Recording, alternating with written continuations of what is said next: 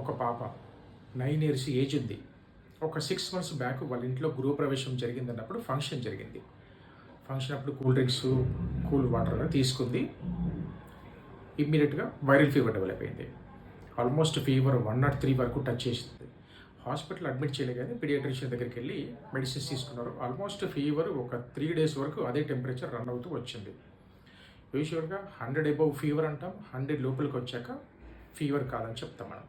ఈ 100 లోపలికి టెంపరేచర్ అవ్వడానికి ఆల్మోస్ట్ 3 డేస్ పట్టింది. హాస్పిటల్ అడ్మిట్ చేయలేకనే పీడియాట్రిషియన్ దగ్గర మెడిసిన్స్ వేసుకుంటూ ఒక 10 డేస్ వరకు మెడిసిన్స్ వాడారు. ఆ తర్వాత ఒక 1 మంత్ వరకు కాఫ్ కోసము బ్రీతింగ్ డిఫికల్టీ ఉందని చెప్పేసి ఇంకొక 1 మంత్ మెడిసిన్స్ కూడా ఇచ్చారు. ఇప్పుడు ఆ మెడిసిన్స్ అన్ని వేశాక కంప్లీట్గా రికవర్ అయిపోయింది. కాఫ్, కోల్డ్ ఏం లేదు, ఫీవర్ కూడా మళ్ళీ రాలేదు. కానీ అక్కడి నుంచి విపరీతమైన హెయిర్ ఫాల్ డెవలప్ అయింది.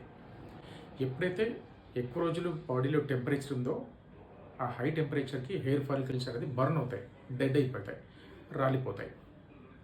ఇది కంప్లీట్గా ఆ ఏజ్ గ్రూప్లో రివర్సిబుల్ కండిషన్. కొద్ది రోజులు ఆగితే మళ్ళీ నార్మల్గా హెయిర్ అనేది గ్రోత్ వస్తుంది. అయితే పాపలో ఇంకా పూర్తిగా ఆకలి డెవలప్ కాలేదు. ఇంత మెడిసిన్స్ వేసిన తర్వాత గట్లో బ్యాక్టీరియా డిస్టర్బ్ అయిపోయింది. అది కూడా న్యాచురల్గానే గ్రో అవుతుంది, రీగెయిన్ అవుతుంది, కానీ టైం పడుతుంది.